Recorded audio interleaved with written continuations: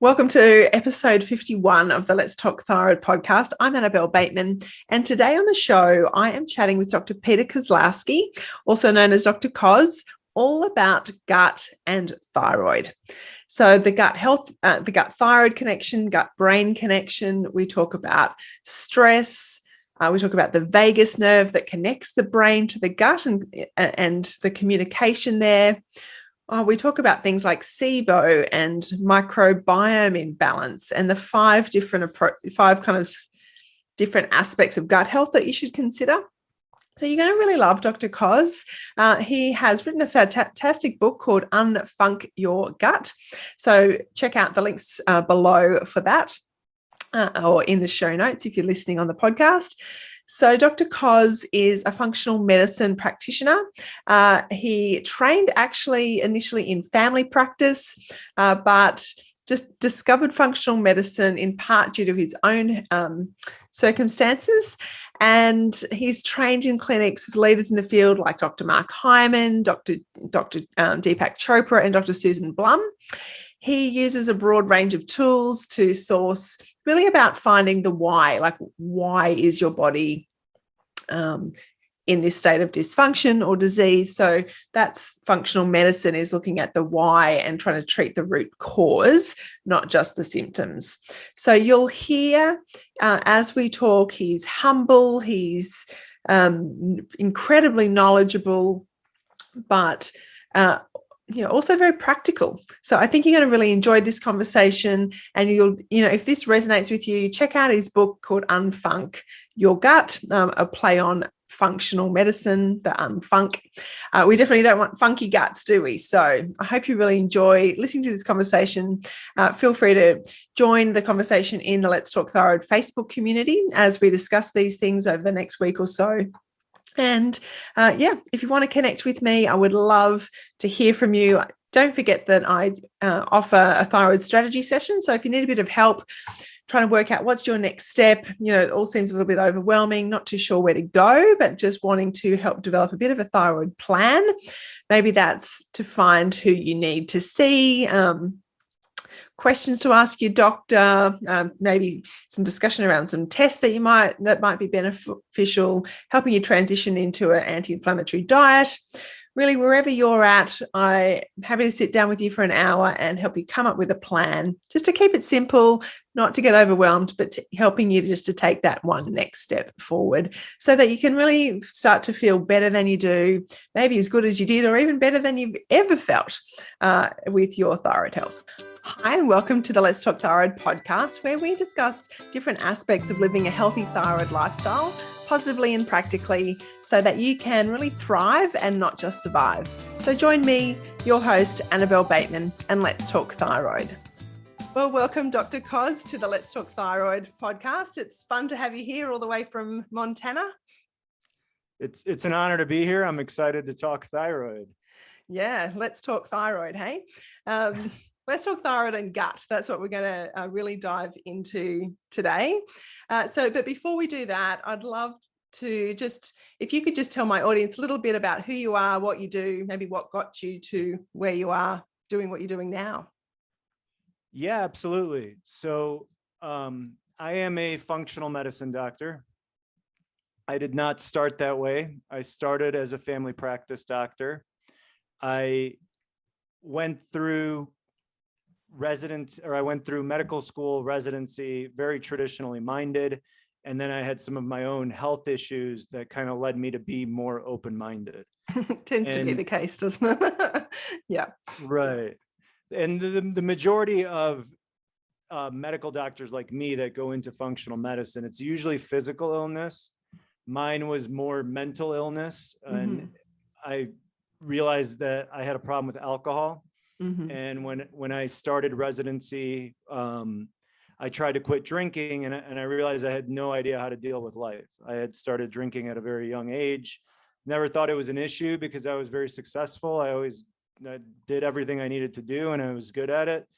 And alcohol was just something I enjoyed. And then I realized I didn't know how to do life without it. So I went to a treatment program for 6 weeks, and it was all about why. There was nothing about like the drinking. It was all about why. Mm-hmm. And that idea like got like the seed was planted, right, for me to be introduced to functional medicine. Mm. And I went back to residency, and as a resident, you're taught by different doctors. You're learning from somebody different every day, every week, every month. You're constantly learning from people with experience, and they all have a little bit of a different style.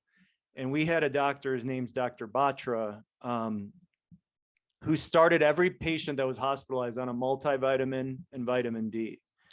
And we thought it was ridiculous. Like we were the interns, so we had to do the scut work and write the orders. And we were just like, why is he wasting our time with this? And he was the only one that did that. So one day I kind of just asked him, it was in the middle of the night on a Sunday night. We were on call together, and I was like, Dr. Batra, why are you weird? Like, why do you do this? Yeah. And he's like, well, I'm studying functional medicine. And I had never even heard that term before. And what is it? And he said, it's looking at the underlying cause of disease, trying to uncover why someone's sick. And having just been through treatment that had nothing to do with my problem and all about the underlying cause, I was like, okay, this sounds like it makes a lot of sense. Mm-hmm. So as a resident, you're required to do continuing medical education, CME, of your choosing, so you can go to conferences, and functional medicine is taught at conferences. And so I signed up and I went to a functional medicine conference, and within the first hour, I just knew that I couldn't look at medicine the same. Like I knew that my career could never be the same. So I went back to residency, and luckily I had a residency program director who was very supportive. He let me do away rotation. So I would leave my residency for a month at a time, and I would go and train with like the best people in functional medicine. Like Dr. Hyman, Dr. Blum, Dr. Chopra. And so it was during those periods where I kind of was really learning how to apply it. And that I started in 2011, I finished residency in 2014, and I've been in private practice since. And I've worked now with everybody from like families of autistic children to dementia prevention to probably thyroid is the most common thing I've seen, gut health, just everything. And it's always been about the underlying cause. And so I don't use medications very frequently. I do a lot of testing and then treatment plans basically to balance the body. And an analogy I really like is that we're all born with a bucket, and we fill that bucket with bad food, with stress, with trauma, with toxins, and eventually that bucket overflows into disease. So our process of functional medicine is emptying your bucket and then filling it back up with nutritious stuff. So it's not a field I'd ever dreamed I'd be in. Like I hadn't even heard of it. And so I always just say I got really lucky that I found it. And I couldn't imagine like not doing this. Do you think there's a bit of a trend towards that? Like, do you think over time there will be more doctors going into functional medicine? No. Okay. No. Right. All right. So my just general, hopefully not too controversial belief is, well, my experience, and this is my experience, medicine at the end of the day is taught by the pharmaceutical industry. All the evidence-based research studies that we read going through medical school and residency are all about what medication to prescribe. And that's where all the money is. So that's where all the power is. So due to like the internet and people just searching, functional medicine will grow for sure, but I don't think it'll ever take over because the people in control lose too much money and power. So that, I mean, it's not a great view, I guess, but that's, I guess, my honest opinion. Yeah, no, that's okay. I'm just curious because with the, look, we're probably, I won't go down that path because I want to dive right into the thyroid and the gut. I'm fascinated by the whole holistic, functional medicine approach. I think I'm a frustrated, would have loved to dived into that that field. So I'm always curious. But let's talk about thyroid and gut health. So maybe let's start with a bit of an overview of, are gut and thyroid health connected? And if so, how? And then we can dive into some specifics. The easy answer is yes, they are connected. My favorite way to describe the thyroid is like a sponge for all the stuff that's floating around in your body. So it's like a sponge for toxins. And our environment is extremely toxic. It's getting more toxic every year. And the thyroid is absorbing a lot of that, right? And the gut is the gateway into the body.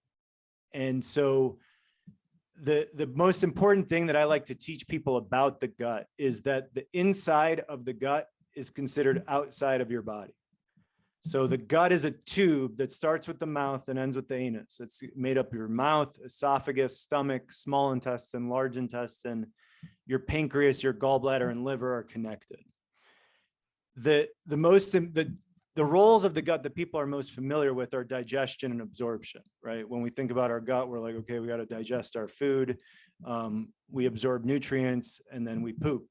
And to me, the most important role is as a barrier, and that's that term leaky gut, when the barrier is lost and anything that's flooding through your mouth, through your gut, can get into your blood. So on the other side of this tube is the bloodstream. The bloodstream is inside your body, and in your bloodstream is your immune system, and your immune system is picking out, here's nutrients coming in. Oh, here's gluten coming in that's genetically modified. This doesn't look good. It attacks. Here's toxins from the gut bacteria coming in. That doesn't look good. It attacks. That inflammation is now in the blood. And what happens with your bloodstream? It goes everywhere, right? And so that's why I could take 100 people with SIBO or a dairy sensitivity or dysbiosis or a mold or metal issue, and every person has different symptoms. But in my experience, the most common place that inflammation seems to like to go is to the thyroid. Because it's so sensitive and spongy? Yeah, exactly. Yeah. So that's so that's like the broad picture connection between the gut, and the thyroid. Okay. And so I suppose then it makes sense that if you can help sort out your gut, then that will have a flow-on impact onto the thyroid. Is that right? In general terms? Absolutely. Yeah. Another role of the gut, digestion and absorption we mentioned, the thyroid needs nutrients to function, right? Like selenium, like zinc, like vitamin A, like iron, iodine, B vitamins, vitamin D. We need those nutrients from our diet to get into our body to go and support our thyroid. If we're not digesting properly, it doesn't matter how healthy our diet is, our thyroid's not going to absorb those nutrients. So that's another connection between how the gut can affect the thyroid. Yeah. Are there particular sort of issues with the gut that you commonly see in thyroid patients? The most common one that I would definitely rule out would be low stomach acid. Okay. And so tell us a bit more about that then. Yeah, absolutely. Digestion starts in your stomach. Well, it starts in your mouth when you chew food. The food drops down the esophagus into the stomach. The stomach contracts to break down food, and the stomach releases hydrochloric acid. Hydrochloric acid is how you digest protein, how you kill off these negative bacteria that we're exposed to, and how you get the nutrients out of your food. So you need stomach acid. This is a very polar opposite view of regular medicine. In functional medicine, we support your digestion. We support stomach acid. In regular medicine in America, the 7th most prescribed drug in America is an acid blocker. If you walk into a pharmacy here, there's an entire aisle of acid blocking drugs. That's like your antacid, Tums, that sort of. Yes. Yeah. Omeprazole, ranitidine, those are some of the drug names. Yeah. They usually need a prescription. Yeah.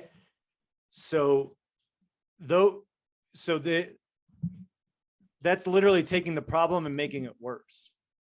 Just being, in my opinion, being on an acid blocker for a long time could lead to thyroid disease, because then you're not breaking down your food and eventually your thyroid's going to give out. It's not going to work. So how would you know if you've got a low stomach acid problem? There's a way you can test yourself at home, and it's called the baking soda test, which when I heard about this, I thought it was ridiculous. It sounded like a high school chemistry experiment. I was like, how could this be real? But what it is you mix a 1/4 teaspoon of baking soda into a few ounces of water, mix it up, and drink it on an empty stomach first thing in the morning. Baking soda is basic. Your stomach should be acidic. When the base and the acid meet, it creates an explosion. So it's like making a volcano in school where you're mixing acid and baking soda. Yeah. So you should burp within 3 to 5 minutes of drinking baking soda. If you don't burp, you probably have low acid.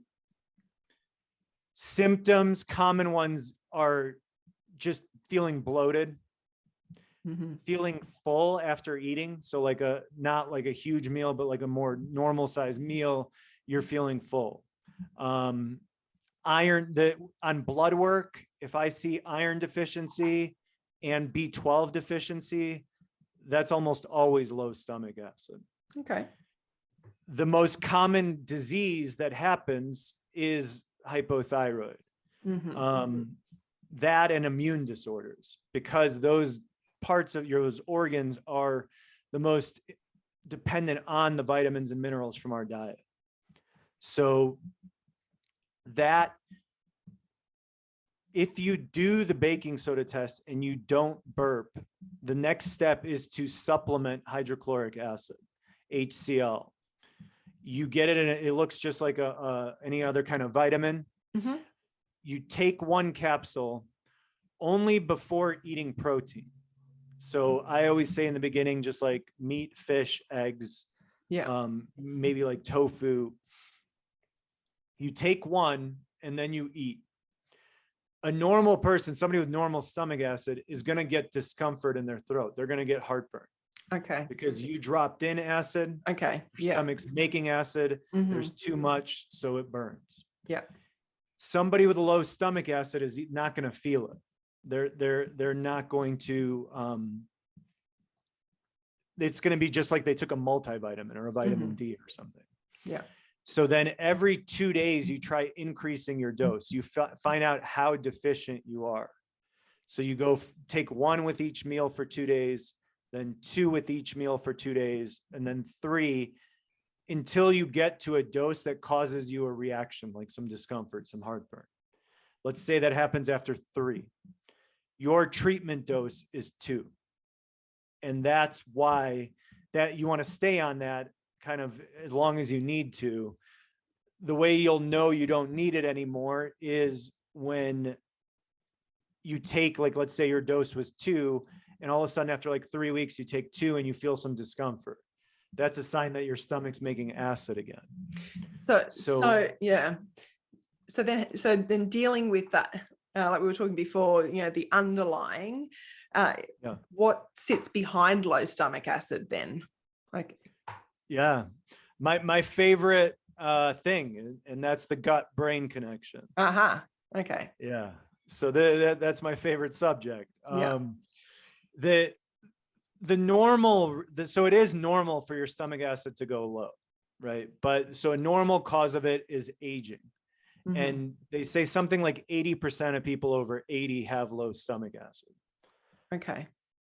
I find it in teenagers, young adults, middle-aged adults. I find it in everybody. And it's because of stress. It's because of trauma. Mhm. And your gut is surrounded by a nervous system called the enteric nervous system.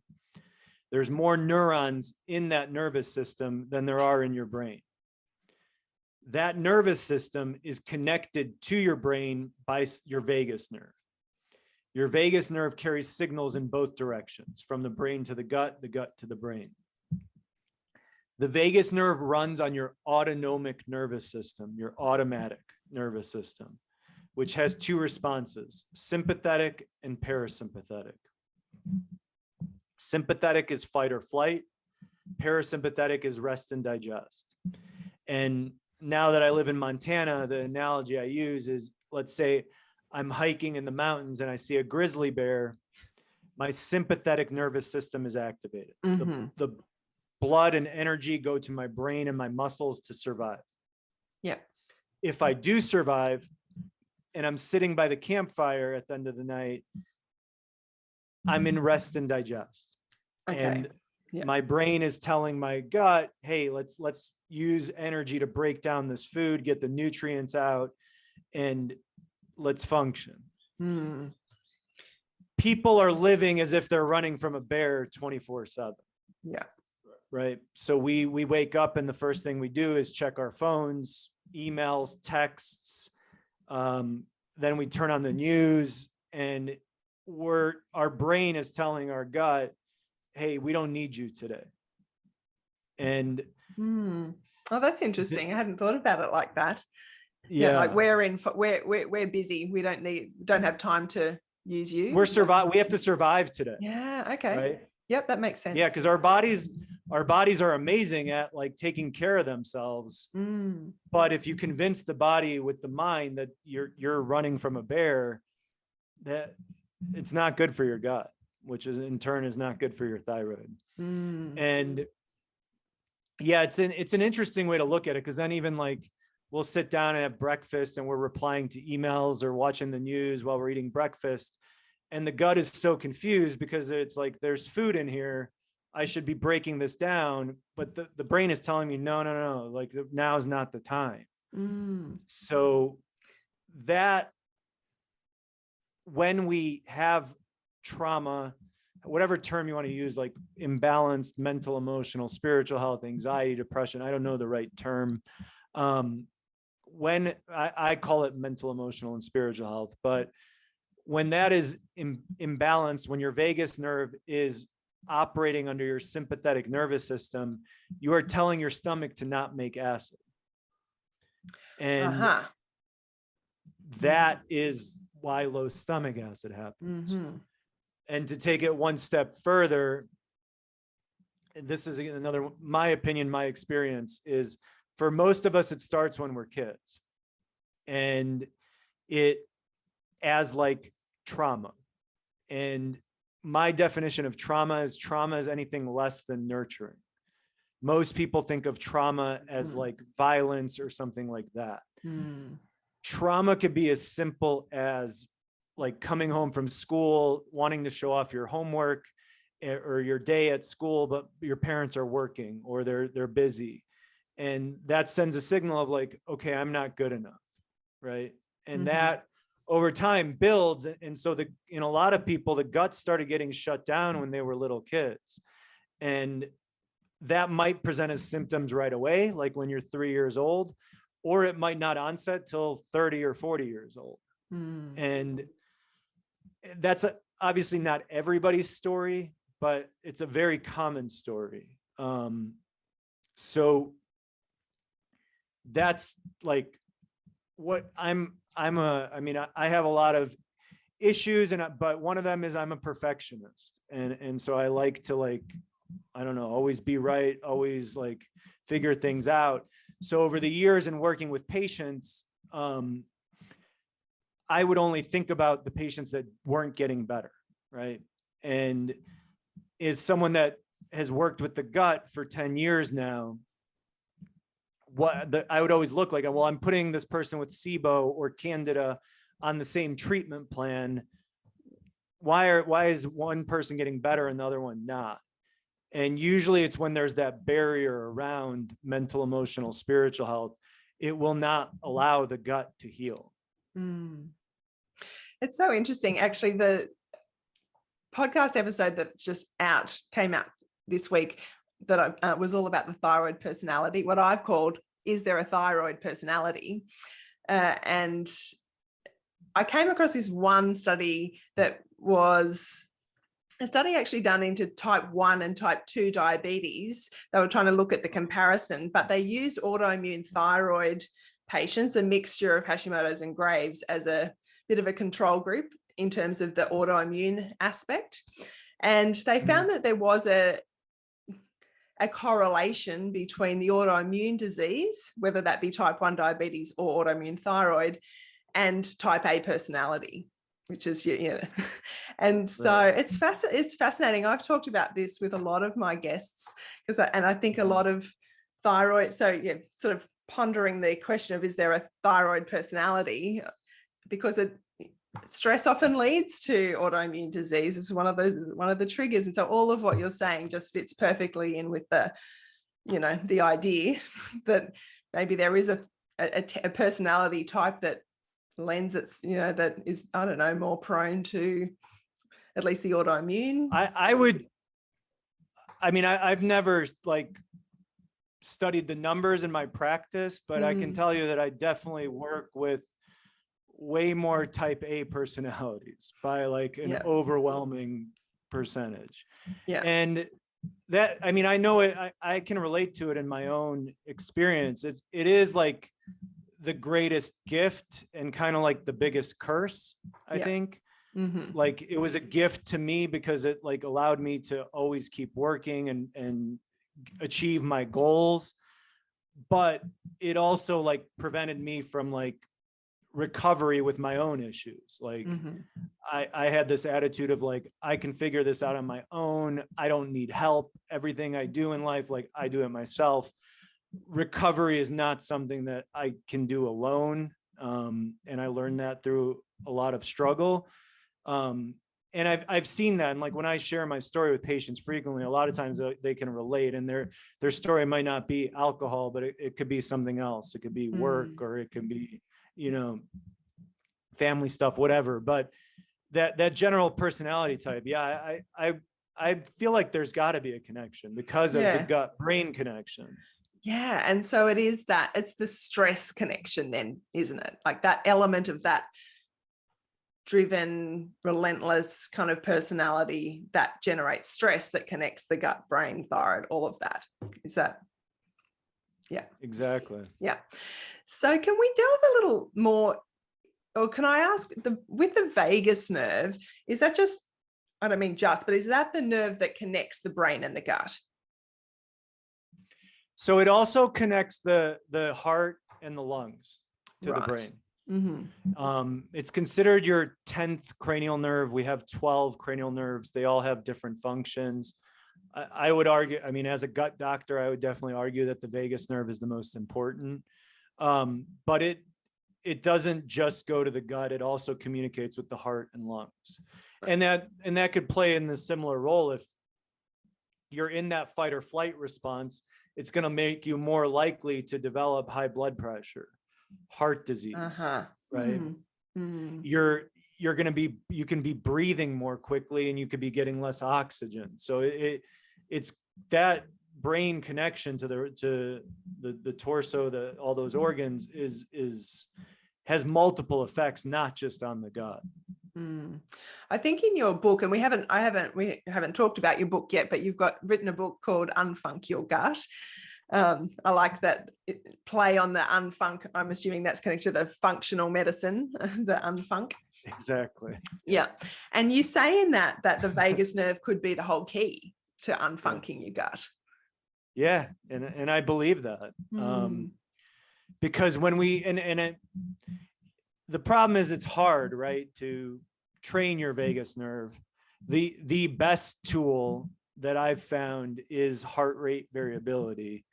And so there's now apps that you can download on your phone or computer, monitors that connect to your ear or your finger, that pull up a screen on your computer or phone, and they show you your heart rate and the variability. And basically, the less variability you have, the more stressed you are. And so when they teach you, first you learn your patterns, and then they give you meditations and basically things to kind of calm things down, and you can see things start to relax. And it's literally like an exercise for your vagus nerve. That's so if you, it's a pretty amazing tool. Yeah, that's cool. I haven't heard of that. So so I think is what you're saying, that if your heart rate doesn't vary, it's sort of a sign that you're in a constant state of stress. But if it varies, you have stress, but then you can relax. Exactly. Which is more normal. That's how it's meant to be. Exactly. And so the exercises help you to learn how to unwind. Is that what the exercise part of it is learning how to relax?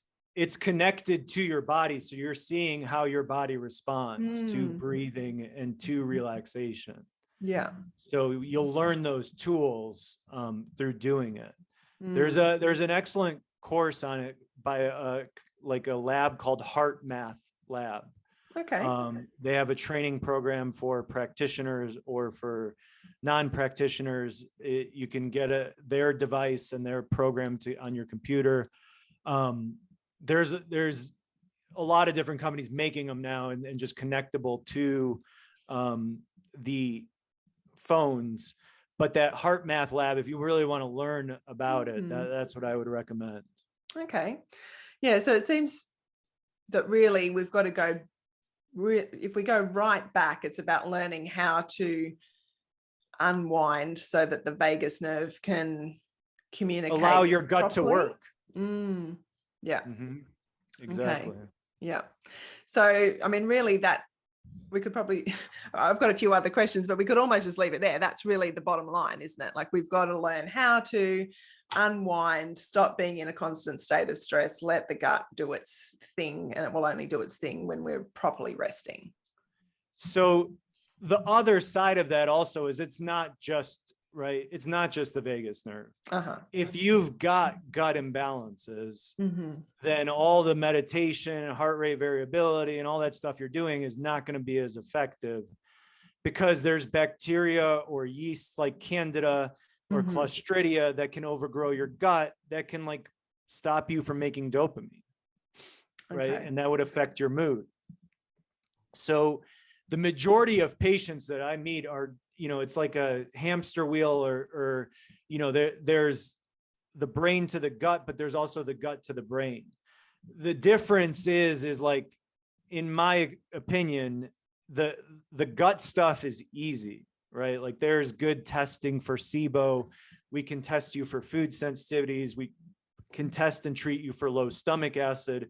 We can test your microbiome, and we can correct all those imbalances within a few months, unless that the vagus nerve won't allow that.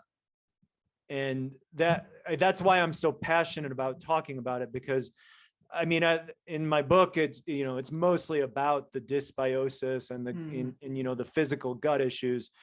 But I mean, the majority of patients that come into me, they will follow any diet I tell them, take whatever supplements, 10, 20 supplements a day, order whatever testing. But when I ask them to like look at trauma, look at their relationships, look at their spiritual health, their mental health, it's like huge stop signs come up, and it's like, no, just find the right diet for me. Yeah. And it's, I mean, there's people that I've worked with that it is really easy, that it's like, okay, they're, it's just a food sensitivity, or it's just SIBO. And those people heal, and then it's great. But for most of us, it's more of a struggle than that. And that's why I try to explain that. Well, we're complex individuals in the end, aren't we? we're not. it's not always simple. I like to talk about keeping it simple, but the reality is it's not simple, and thyroid health is incredibly complex, but we've got to try to balance that. You can just get totally overwhelmed if you try to think about all the complexities and all the different things. So you've got to pare it back, but at the same time understand that, that there are so many different interplaying factors, and when you throw in autoimmune issues, you've got all the immune stuff as well. And so, yeah. So when you've got, say a typical, I don't know if there is a typical thyroid patient, but what's my question? What are the common sort of things that you find with them? Like, where are you starting? Like, where's a good starting point? If people are listening and they think, yeah, I know I've got, well, the most common, obviously, Hashimoto's, but I've got a lot of people that listen to this with Graves. So that autoimmune is the bigger proportion. Right. And they might be fairly new to like trying to understand this, gut brain, gut thyroid connection. Where could you start? It depends on the person. In general, there's 5 main areas that we look: food, gut health, hormone imbalances, toxins, and mental, emotional, spiritual health. And so I'm always going to bring up that mental, emotional, spiritual part. But then like you, I like to keep things simple. So what would be the other high yield places to start? Well, 100% with identifying food sensitivities. That is, we can talk about food sensitivities more if you want. That is the first thing that I would want to rule out in somebody with Hashimoto's. Yeah. And then that would leave us with gut. And sorry, go ahead. I was just going to say, so with the food sensitivities, I know in your book you talk about you've got a really good detail about how to do elimination protocols to really work that out. But are there common, I've heard of lots of common food sensitivities for thyroid, Hashimoto's, Graves patients, but what do you see? Or do you think it's totally individual? Gluten is the biggest one, because they say that gluten can bind to thyroid receptors. So anybody that I've worked with Hashimoto's, I've always recommended to be gluten-free at a minimum. But it based on somebody's history, story, it's kind of like impossible to predict what food they're going to be sensitive to. But if I could just pick one with thyroid disease, I would pick gluten. Yeah. Seems to be the biggest one across the board. That's what from all the different people I've talked to, and it seems to be the biggest. Yeah. And then everyone ends up with a slightly different version of, other bits and pieces is what I've observed. Yeah, absolutely. Yeah. And so, if you're listening to this and you want a good explanation of how to do an elimination diet, really, Unfunc Your Gut book has a really clear step-by-step process. It is really thorough. So I think that, and going back to the stomach acid issue, you spell that out really clearly too. So that's one of the things I enjoyed about your book, is you really could use it as a bit of a step-by-step process, because I know a lot of people can't easily access functional medicine doctors. And so we end up doing a lot of our own kind of reading, research, trial and error. And I think that's a good, you certainly do a good job of explaining those processes that you can do at home, give it a try. Obviously, best case to work with a functional doctor, but not everybody can. Right. And that's what I really wanted from my book. So I'm glad that came out. It is, steps that people could take if they're not going to meet, or they can't meet with a functional medicine doctor right away. And also, if they do end up meeting a functional medicine doctor, kind of a way to make sure they're working with somebody that knows what they're talking about. So you go into a visit understanding what kind of testing should be done, what kind of things should be looked at. Because there's a lot of different practitioners in the functional medicine world that take a very different approach. I based mine off of Dr. Mark Hyman, Dr. Susan Blum, and then the doctors who taught me at the Institute of Functional Medicine. So I've heard that from patients too, is like, after reading your book, I didn't work with you. I worked with another functional doctor, but I just felt so much more prepared for my visit. Yeah. And so the thing that you can't do without a practitioner is the testing, right? And that in my experience mostly centers around the gut or toxins or both. Okay. And so frequently it depends on somebody's symptoms where I'm going to start. The majority of the time I start in the gut. But if I've got someone with a heavy metal exposure history, like a mechanic at O'Hare Airport that I worked with, lead, one of our greatest sources is airplane exhaust. This individual had lead levels 100 times over what is normal. If I've working with somebody that's ever lived in a water damaged building, I'm going to be testing them for mold. If somebody's coming into me, and then because usually somebody with Hashimoto's also has other stuff going on, right? They've got other things in their history. And then, or if they come in and they're just like, I can't eat anything, I'm always bloating, I'm constipated, I have diarrhea, then I'm going to probably start with the gut. So before a patient comes to see me, they fill out 40 pages of intake paperwork.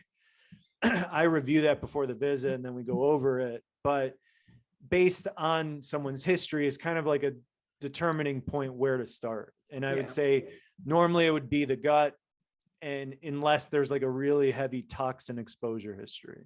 So let's talk about well, actually, let's go back, because you said there were the 5 things and we went food sensitivity and then the gut. So that's what you're saying about imbalances and dysbiosis, SIBO, that sort of thing. Is that what you're saying? That's sort of that second one? Yeah. So with gut, it's making sure you're digesting, which we talked about, the stomach acid. Yeah. And then the other next major part is your microbiome. All of us have 3 to 5 pounds of bacteria growing in our large intestine. That bacteria, when it's good, is considered like probiotics, right? That's the term that we use. Or that bacteria can be imbalanced, which is called dysbiosis. Okay. And that is when your microbiome, that 3 to 5 pounds of bacteria, has the wrong stuff growing in it. So how would that happen? Well, your microbiome starts when you're born, during a vaginal delivery. The infant picks up good bacteria from the vaginal canal. Right now in America, 1 out of every 3 kids are born by C-section. When you're C-section, you go straight out of the belly into the delivery nurse's gloves. And they've done stool tests on babies born by C-section. They find the same bacteria that was in the hospital or on the nurse's gloves growing in the baby's gut instead of probiotics. Then it's breast milk. Breast milk, the most important thing about it to me is that it's full of pre and probiotics. And then it's our diet and lifestyle. So we went through a lot of, excuse me. It's okay. We went through a lot of formula feeding without supporting probiotics, right? So the microbiome was getting starved there. Then it's our standard diets, right, that are high in processed foods, high in sugars, and very low in fiber. Another important thing to understand about the gut bacteria is that they're alive, and they, just like us, need to eat to live. If you don't feed them, they die. They eat fiber. So in our traditional diets that are extremely low in fiber, we are starving those bacteria. So even if you had a good birth history, breastfeeding, but then your diet sucks, then your microbiome will die, and the good stuff. And the analogy I love is thinking about your microbiome as your own garden. And in that analogy, probiotics are the plants of your garden. Fiber is the fertilizer of your garden. What happens in your garden when you don't take care of it is weeds grow. And that weeds overgrowing your garden is called dysbiosis. Okay. And that is also why, even though I'm a gut doctor, I'm not very pro probiotics. Because if your garden at home was full of weeds, you wouldn't go to the nursery and buy more plants. Maybe you would, but first you would pull those weeds out. Mm-hmm. And so in order to diagnose those weeds, it is through stool testing. Okay. And the reason that those weeds can be associated with thyroid disease is that they release toxins. Like I said, Candida releases 70 toxins in the body. Well, what did I say about the thyroid? The thyroid's a sponge for toxins. So the dysbiosis can be leading to toxins getting into the thyroid, damaging the thyroid. As adults, our greatest risk for the microbiome is antibiotics. Antibiotics are tablets that were designed to kill bacteria. Where do we put them? In a tube that has 5 pounds of bacteria in it. So taking antibiotics just once ever in your life could have wiped out 1/3 to 1/2 of your microbiome. Wow. And it's very rare that I've met a few people, but very rare that you meet people that have never been on an antibiotic. Well, especially when you think about what you were saying before about, babies and kids. And I mean, I look back, my eldest son's just turned 18. He was born C-section, emergency C-section, had breathed in poo. So he was put on IV antibiotics as soon as he was born. Yeah. So, and I look at, he's reasonably healthy, but he's got some gut issues, and, you just sort of, I can see, you look at that and you think, oh my God, if I knew different, I mean, you can only do what you can do at the time. But, I look back now and having worked with a lot of mothers, I would say and as someone that believes in mental, emotional, spiritual, it is not your fault. You went through something as an emergent medical procedure. And that brings like an important point, is that the gut is totally healable, right? So you can have a poor history for your microbiome, like a C-section and antibiotics. You can turn that around in a couple months. If you address it, if you find out what's going on, you can. So the microbiome is very dynamic and it can change. So that, I think that's definitely a thing. I mean, people need hope. I needed hope. And any of that stuff is very, very reversible. So one of the things, you were just saying was, stool testing is a really helpful place to start in terms of the testing to see what's going on with that microbiome. Because a couple of the questions that had come through from my Facebook community, you've really kind of answered around the probiotics and antibiotics. But I think so in all of that, you're saying really know what you're dealing with, because the stool test will tell you what the weeds are. Is that right? And then know how to pull them out? It'll tell you how many plants you have and what kind of weeds you have. Okay. And a really cool thing that the labs do is called sensitivity testing. If you have weeds overgrowing, they will treat your weeds with different herbs and antibiotics to see what kills what's growing inside you. I don't ever try to use antibiotics. I always try to use herbs. Yeah. But so how to target treatment. A stool analysis will also tell you how well your pancreas is working, how well you're digesting, how inflamed your gut lining is, how well your gut bacteria are eating. They produce something called short chain fatty acids, which are proteins that go and keep the rest of our body healthy. So that is all information in a comprehensive stool analysis. And I mean, my hope for people is that becomes part of like a normal visit with your primary care doctor, instead of like having to go find a functional medicine doctor to do that. Yeah. And so if you said, say, that the good bacteria are the plants and then the fiber is the fertilizer. So what should we be eating then? Like, is that the food is the fiber, or there's fiber in the food? Is there certain foods that we should be eating to help nourish our gut microbiome? Yeah. So one more caveat in that is SIBO, small intestine bacteria overgrowth, which is the number one gut condition that I work with. And super common with thyroid too, I think, isn't it? Yeah. Because what it is your microbiome has moved into your small intestine. That's what SIBO is. And in it's that meant to be in the large intestine, but it's moved. So, right? Okay. Exactly. And the small intestine should be lined with what are called microvilli. They're little like finger outpouchings that increase the surface area. Your small intestine is where you should be digesting and absorbing. Small intestine is about 20 feet long, but it has 2,000 square feet of absorptive surface. Wow. And that's because of those microvilli.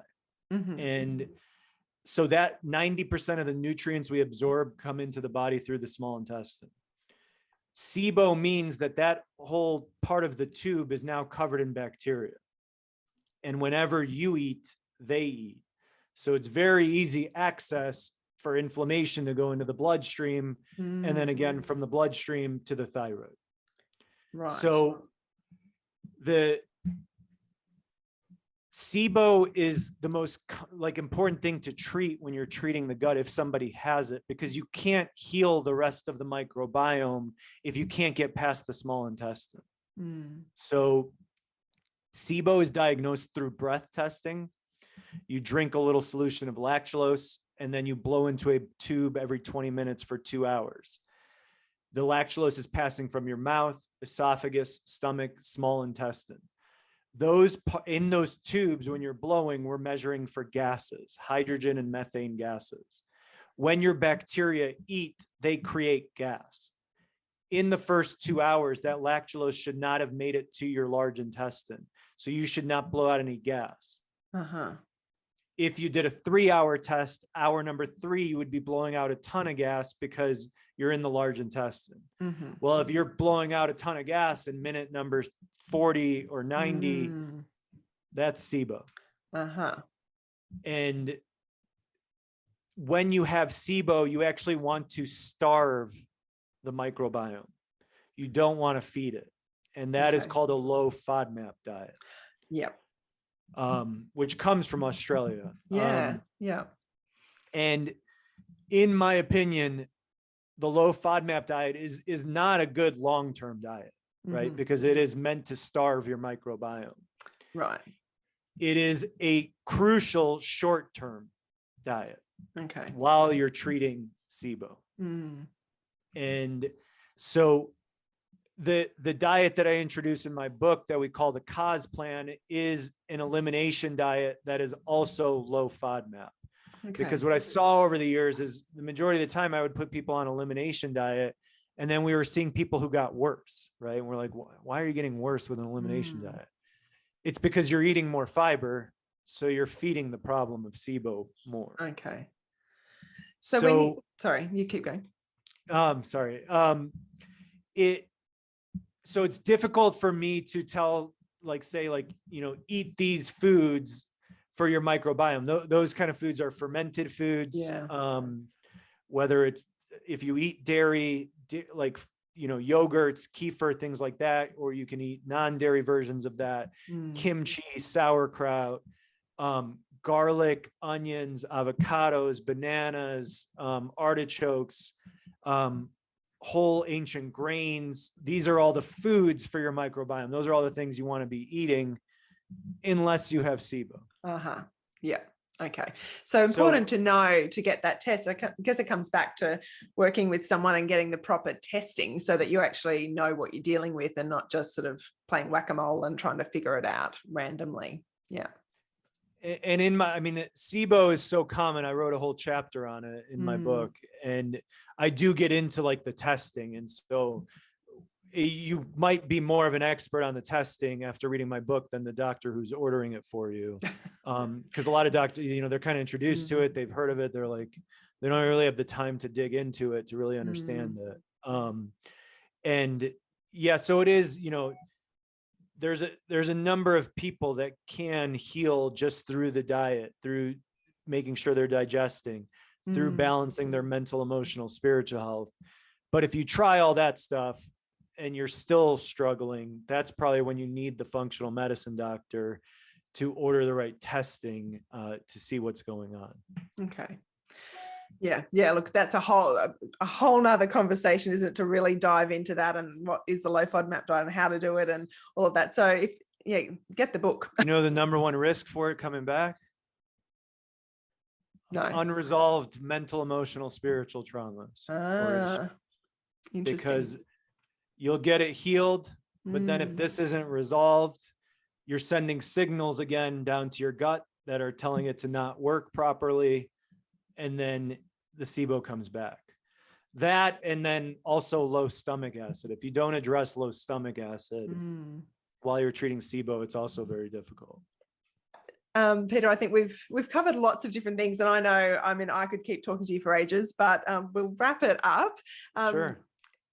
I do have one other question that's come from my thyroid community. There's probably a good one to end on, and that is, like, if you could only change one thing about to improve your gut health. That was the question. If you could only change one thing to improve your gut health, what would it be?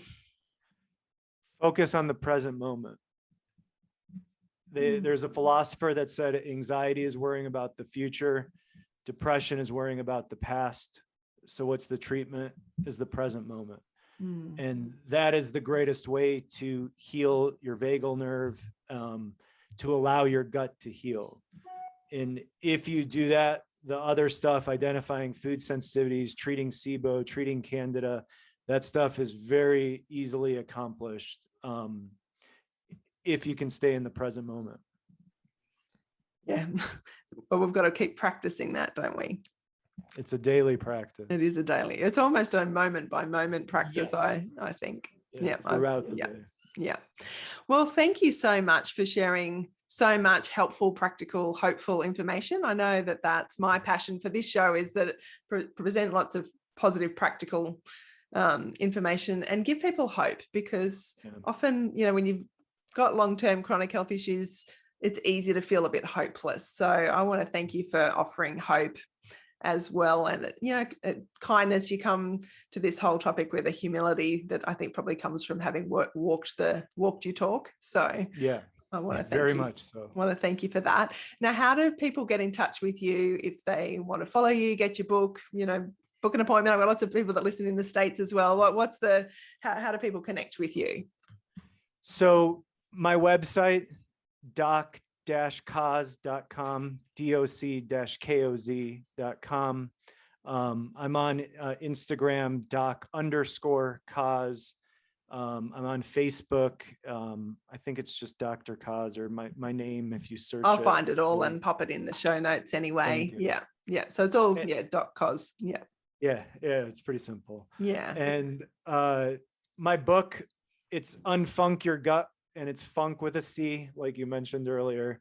And that, I think our greatest job as practitioners is education. And that's what I really tried to share to help people. So I think that, like you said, there's a lot of tips that can get people pretty far along the way. Yeah. And it's really easy read. I got it on Kindle. So I've just read it on my iPad. So it was a good, not simple, but it was a clear read, and with lots of practical information. So it's great. Thank you. I hope it goes really well for you. Thank you. Thank you so much for watching this episode of Let's Talk Thyroid. I would love it if you enjoyed it, if you would hit subscribe and the bell. That would be really helpful. Even more helpful, actually, would be to share it with someone else who you know has thyroid issues or you think would benefit from listening. That really is part of my mission, I suppose, is to spread the message of positive and practical approach to managing your thyroid health, so that people really kind of have more energy to get on with living their life and not just kind of trudging through each day. So spreading that word really genuinely helps other people feel better, live better, be better. The best way that you can connect with me is through my website, which is annabellebateman.com. From there, really, you'll be able to connect in all the other ways. I would love it if you would join my Facebook community group. There's lots of great support there. It's all free.